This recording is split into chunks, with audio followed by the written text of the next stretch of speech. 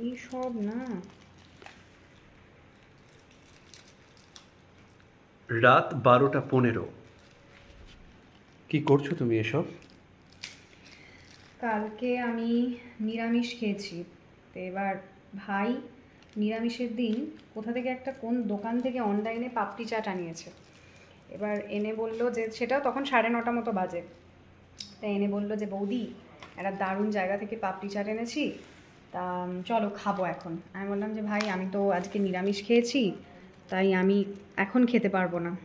আমি রাত 12টা বেজে গেলে আর কি পরের দিন হয়ে যাবে, তো আমি 12টার পরে খেতে পারবো। ভাই বলল ঠিক আছে থাক, তাহলে তাহলে 12টার পরে একসাথেই আমরা সবাই খাবো। এরকম দেওর পাবেন? হ্যাঁ।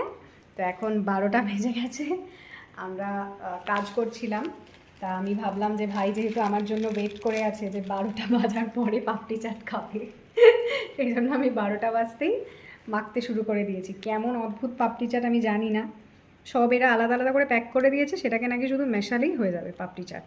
এই যে দেখতেই পাচ্ছেন।